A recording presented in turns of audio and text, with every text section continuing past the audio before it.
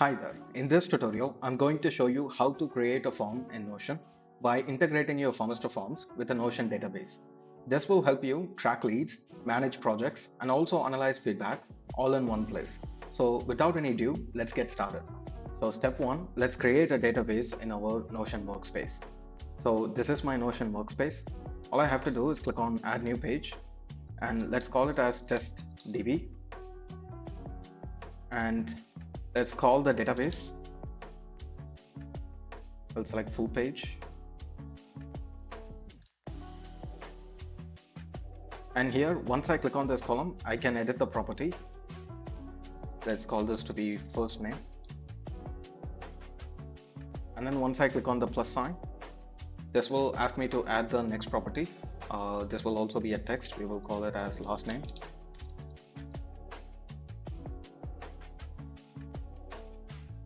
So I have added all the necessary columns.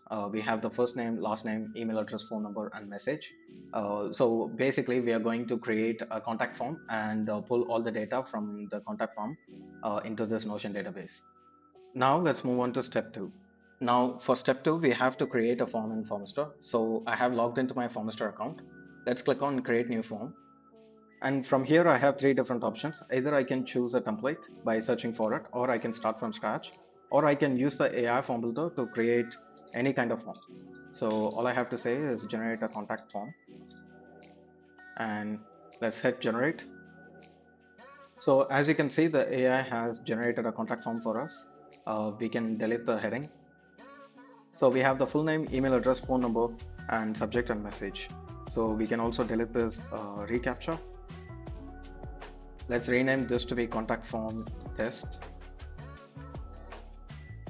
And let's also change the theme to be something more professional. Now let's publish this form. So the form has been published. Now let's move on to step three, where we integrate this form with our Notion database. To do that, simply head over to automation and then head over to integration. And then here, all we have to do is search for the app, which is Notion, and click on that. Now simply click on this to create your workflow. So basically this will open up Zapier where we can create our workflow. So let's select Formester as the trigger event. Now let's configure it. Let's select new form submission as the trigger event and let's continue. And it will ask us to select the form. So this will be contact form test. Let's click on continue. Let's test trigger. Now let's carry out a test submission in the contact form.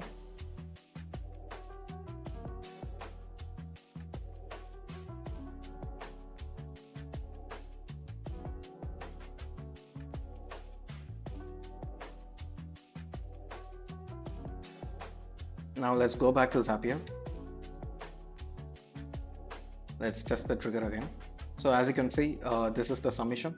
And once we click on that, all the fields are here and the data is also present over here. So we have the first name as Harish K example and etc etc.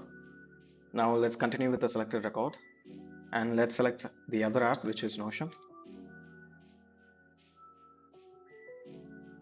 And let's choose create database item as the event. And here you have to connect with your Notion account.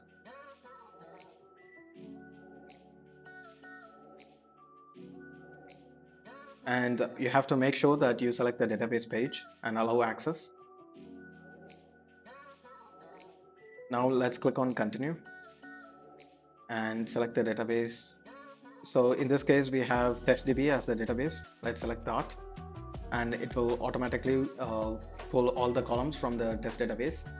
And here we have to click on the plus sign to pull the data from the contact form. So here we have the full name, first name, which will go in the first name. And here we have last name. And here we have the message. So I have mapped all the necessary fields from the contact form to the Notion database columns. So we have the first name, we are pulling the first name from the contact form, and we have the last name, we are pulling the last name, and likewise we are doing the same for message, email address, and phone number. Now all we have to do is click on continue and then test this step. So the test is successful. Let's hit publish. So now the workflow has been created. Let's head back to the Notion database. So as you can see, we have the database and this is our first test submission, and all the data from the contact form is already getting populated over here. Now let's carry out another test submission.